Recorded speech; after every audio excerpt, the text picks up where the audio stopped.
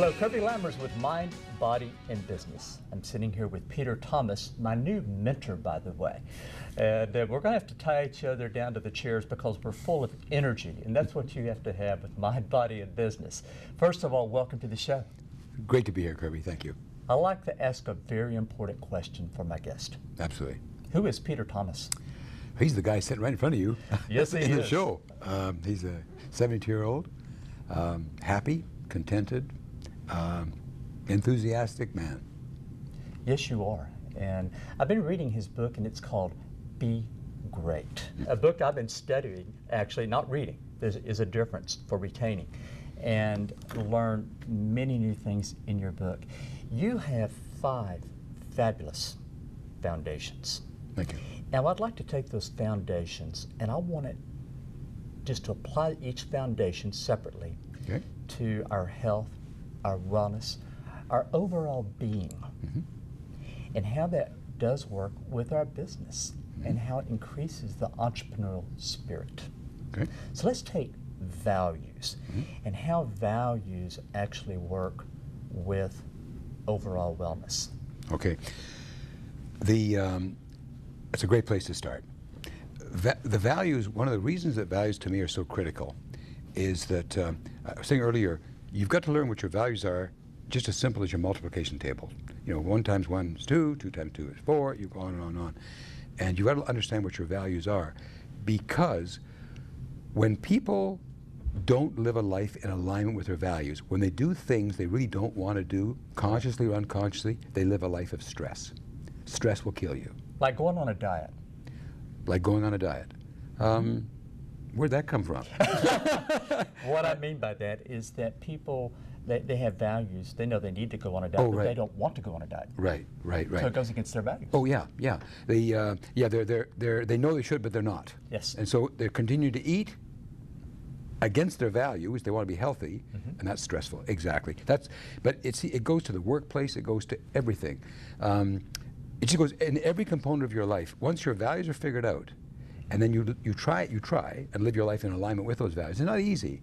I always say when your values are clear, your decisions are easier. Like, for example, my values: health, freedom, happiness, and integrity. So there's nothing that I would want to do that didn't align with that. Sure. Now, it's interesting you talk about wellness of mind and body. Health is my number one. Yes. So I worked out this morning, at your beautiful gym here in Houston at the university. Right. And it was fabulous, by the way, the energy of all the kids, and it was one of the best workouts I've had. But I make a point of doing that every day because I know I couldn't live the life that I live and travel and do all that if I weren't in pretty good shape, you know. But it kind of is collective. It's all as one. Health, mind, and body all go together. Absolutely. So. Yes. We're on the campus here of University of Houston Bauer College of Business. That's very important for me to say. And you're working out over at the Recreation and Wellness Center. Right. And you're working out with all these college students. How did that go over? I never noticed. I was too busy working, but there's some people in pretty magnificent shape over there. Well, of course. It was a great workout. I bet you were leading by example. I bet that those students were saying, who's that old guy? I'm 72. Can I do that? Who's that old guy in there? No, I don't know. But you do. You lead by example. Right. And reading through your book, and because it works. There's some great stories in there, and living with those values each day, and how you stay true to those values are so important. Explain to our viewers. How do you stay true to your values? People Kirby, get complicated with that. Yeah, Kirby, you said each day, each second. You're tempted each second. Every time I go to the Starbucks counter and have myself a nice Starbucks, I'm looking at those cookies and those pumpkin rolls and that. So it's not each day, it's every second of the day. So you've got to monitor and watch yourself. There's a saying I wrote down one time that's an absolute oxymoron: total freedom is absolute discipline. Now that's interesting. It's absolutely disciplined. So if you're disciplined, absolutely disciplined, then you can do anything you want to do. Sure. Because you're able to do it. Most people don't have the choices. So it is a lot of work. I don't want to make light of how difficult it is to live a life in alignment with your values. But it's not difficult once you get started. Habits, they say that it takes 30 days to break a habit. Yes. Start a new habit. And the best way is, like if you chew your nails or if you do something you don't want to do, don't do it for 30 days and you've got rid of it. By the same token, it takes 30 days to start a new habit. So, you know, I remember when I used to run marathons a lot. I don't do it anymore because my back's too sore if I do it too much, you know. But when I used to run marathons, some days I hated to run. I just hated to run. I loved the way I felt after I ran, but I hated to run. But instead of, when I got up in the morning to run, you know, Kirby, I remember saying, okay, don't think about the run, just put on your shoes. You know, get your gear on. Right. You know, that's step one. So I sit by the bed, put my shoes on, say, okay, walk to the door. Okay, walk to the gate. Then the gate, okay, run slow. You know, by that time I'm off. I do my 5-mile run every day. And there are many days it's not easy, but get that first step going. And it is a daily decision to make, because you've got to, you know, we talk in my book about visualization. Yes. And, you know, most successful people, but celebrities, athletes, are very strong on visualization. Stephen Covey said, begin with the end in mind. So if you say, I want to become a pilot, I want to write a book, I want to get my college degree, whatever it is that goal you have, if you can visualize that goal as already having accomplished it, see yourself with your cap and your gown on graduation day. See yourself winning the marathon or running the marathon. Winning. See yourself winning a marathon. But try and, the mind is a funny thing, and the psychologists have a lot, they understand it more than I do. But the mind sometimes can't tell apart reality from pictures, from visions. Sure. They think, your mind thinks it's there. I know. And so if you can do strong enough mind pictures, and I got to talk with Wayne Gretzky once. We used to know Wayne quite well. He's a Canadian, you know, and so he used to come in Victoria quite a bit with a friend of his, and got to talk with him. And it's interesting, you know, he, for example, could see himself scoring the puck before he had it. But before he got it, he knew where it was going to go. And then I read a big article about, there was Larry Bird and Michael Jordan and one other athlete, but they talked about that. About they just had that ability to see the puck in the net, the ball in the basket, you know, Sure. or the quarterback, he could see it hitting his pass, but the guy wasn't even started running yet.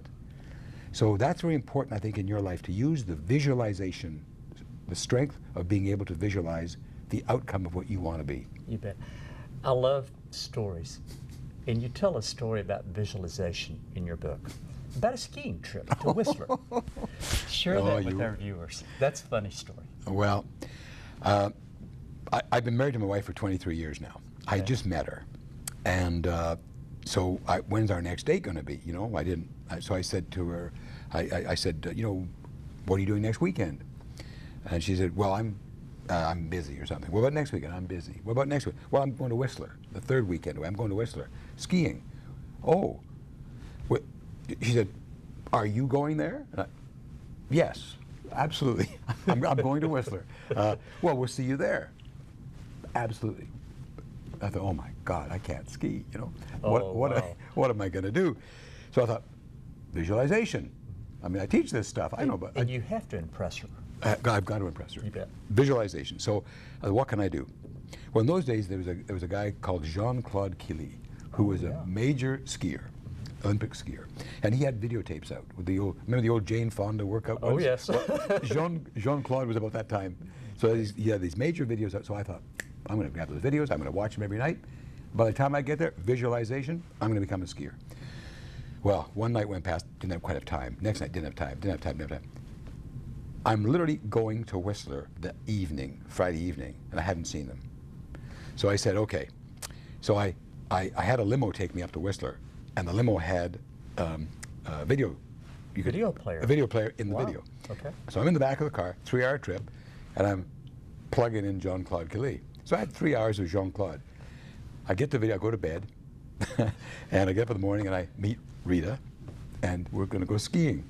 Well, I don't want to tell you about getting on the ski lift and getting off at the top. That was just getting off that ski lift was hard enough. Sure. You know, landing properly. Mm-hmm. So anyway, we get off and we're walking along the top of the hill, you know, the place where you're going to go ski from.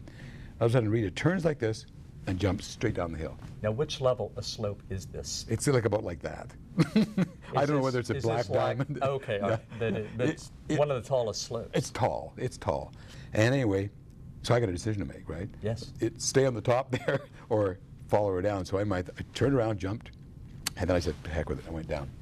And I went down like that, and I hit the slope and turned the skis and somehow didn't fall and somehow made it down the mountain and made it okay. And I totally attribute it to watching Jean-Claude Killy, the visualization. You bet. I feel that I moved in that strength, that it helped. Right. So see how important that it is to see yourself with success. If it's eating right, if it's consistent exercise, if it's mental aerobics, whatever that it is, if you visualize it and you see yourself doing it. If you can't see yourself, you would have never made it down that slope. No, it absolutely without works. Getting injured, most likely. Right. It absolutely works. It really does work. Focus. Sometimes our lens are just a little bit about a focus. Right. And you talk about focus all through the book. It's very, very important. But how to focus on your goals. First of all, setting those goals and how the focus works with your values, with your visualization. Let's talk more about focus and how that works with being more well. Okay. You know how when you take the sun through a prism and through a glass and you put it on a piece of paper? Yes. It burns the piece of paper. Yes.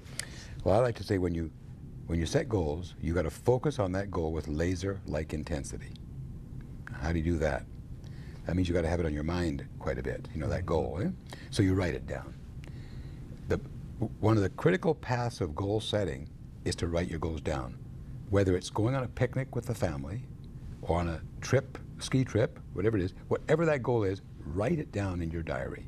Now we've all got laptops and we've got Outlooks. We can put it in our Outlook and date it and time it and put it there.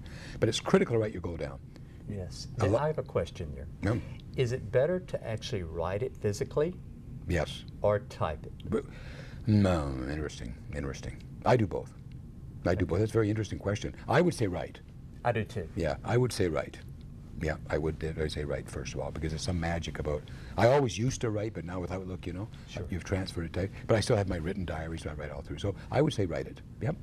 And so once that goal, when you have a goal set, then that goal takes a life of its own. And we have it in our Life Pilot book. I can't remember it quite now, but goals have dates. Sure. So like it's not I'm going to take up skiing. I'm going to be a pilot one day. So that's the first thing I say. Okay. Here, what are some goals? Well, I'm going to write a book. I'm going to be a pilot. I'm going to be ski. I'm going to do this. I'm going to do that. When? Well, I say, okay, next year. Is it next year? Okay, next year. Then I'm going to do that next year. Okay, when? In July? Well, I can't do that because I'm with the kids. August? I can't do that because. So when? So it's not a goal until it has a completion time on it. Now, once you've got the completion time on it, let's take the family and go to Europe next year. No, let's take the family and go to Europe. Okay. So then we say, well, let's go to family. When? Got to put it down. Okay, let's go next year. Well, we haven't got the budget to go next year. Oh, that's interesting. Haven't got the budget. When will we have the budget? Maybe it's 2012. Okay, summer of 2012 we're going to Europe. So you get everybody engaged. Mom, the kids, grandma, grandpa, uncles, aunts, everybody. You, Kirby, are going to go to Europe in 2012, in July. And in fact, you're going to phone the ticket agent to find out what kind of trips are going. So you can figure it out. Where are you going to go in Europe? Specifically, Italy. Oh, okay. Where? Verona, Pisa. Where are we going to go? And so you set those goals so they have real specific time. And then you go and get a picture book, for example. I would get a picture book on Italy and all those places you're going to, with the kids. The more. Now the visualization's coming. See how what's happening now? It's all there. We're going from focus to visualizing it. So you visualize that goal crystal clear. Now the whole family works. So when Dad works a little harder in the next couple of years, it doesn't matter so much because Dad's working to go that extra money to go to Europe. So no stress. In fact, it's the reverse of stress. It's happiness. Sure. Because each month that goes by, you're getting closer to that goal. And any goal you set should be that way. It should be a happiness thing. Of course.